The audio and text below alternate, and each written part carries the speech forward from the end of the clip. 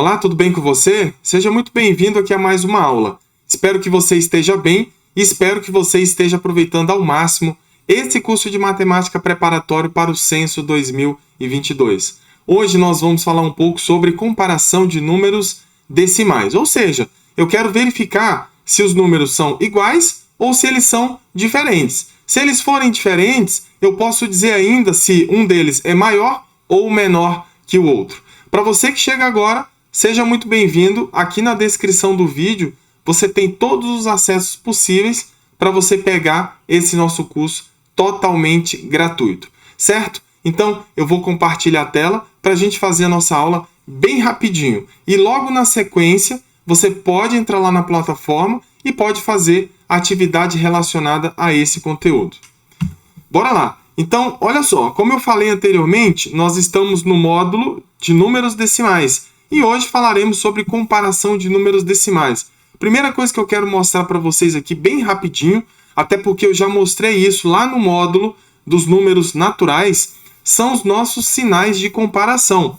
Como eu falei, os números podem ser iguais ou podem ser diferentes. Se eles forem diferentes, eu posso dizer que um número é maior que o outro ou menor que o outro. Então, esses são os sinais que nós vamos utilizar aqui nessa comparação de números decimais. É lógico que nós vamos fazer alguns exercícios para você entender como que você vai comparar. Só que é importante que você faça também os simulados que estão sendo propostos. Por quê?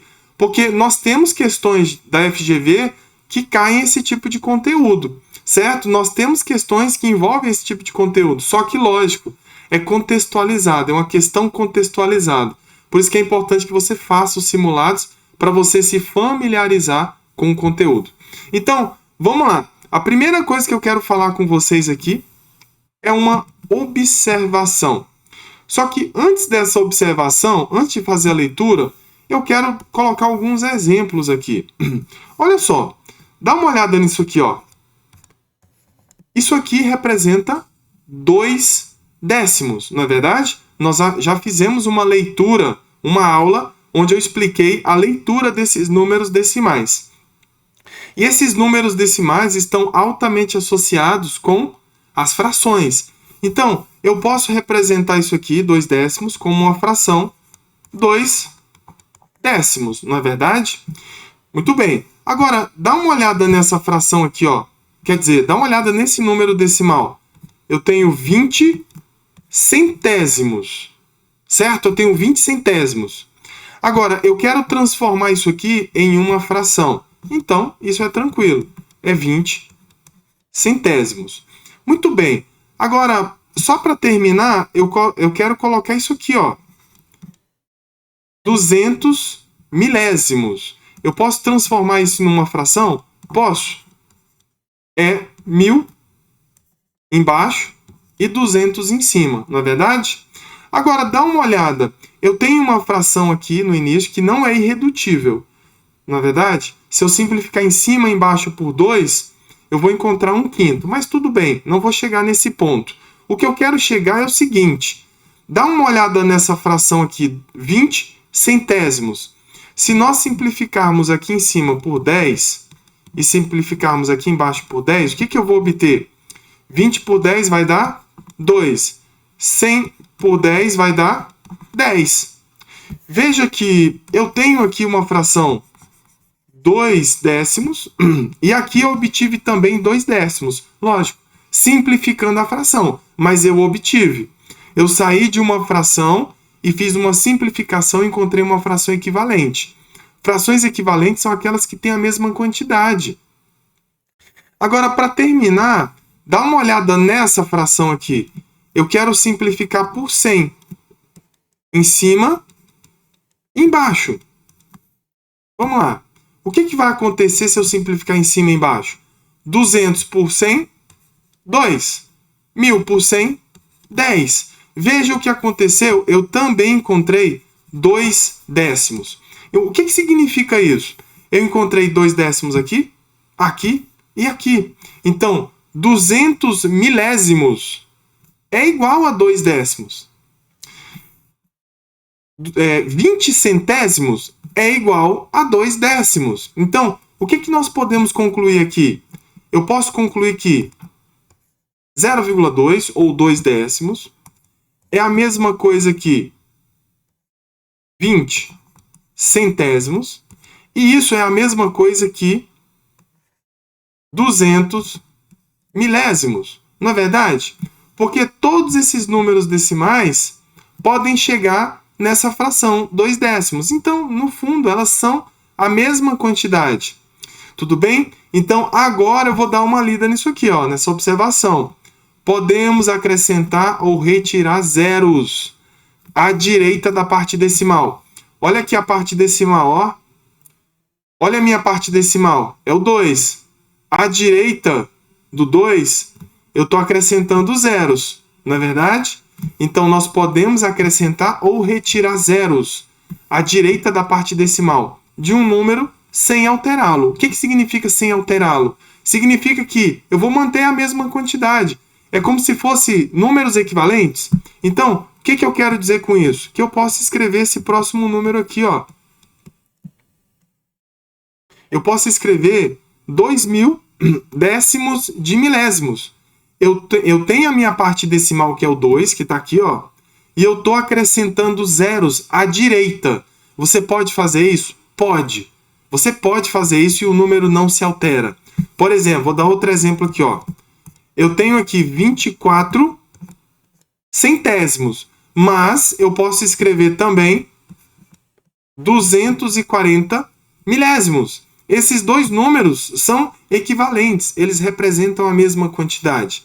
Então, veja que a parte decimal é 24 e eu estou acrescentando à direita da parte decimal um zero.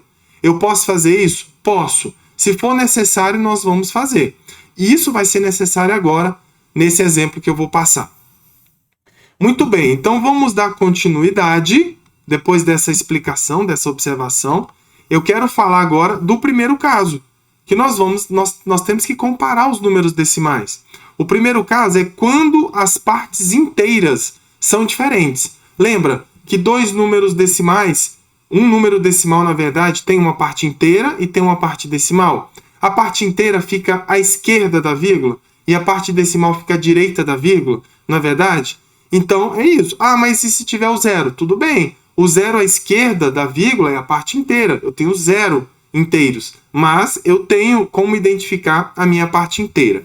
Então, quando as partes inteiras são diferentes, que é o caso aqui, ó, eu tenho 3 inteiros e 8 décimos e eu tenho 2 inteiros e 45 centésimos. Veja que a parte inteira desse aqui é 3.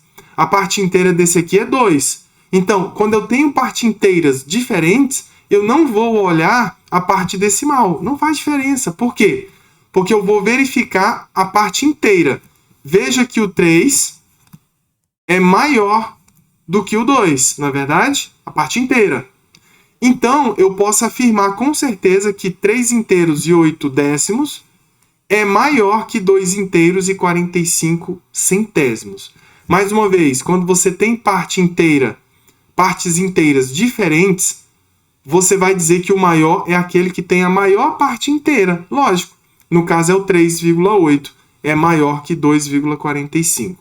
Agora, nesses dois números aqui, veja que a parte inteira aqui é 10 e aqui é 9. Ah, mas tem gente que fica preocupado com essa parte decimal, que é muito grande. Compara aqui.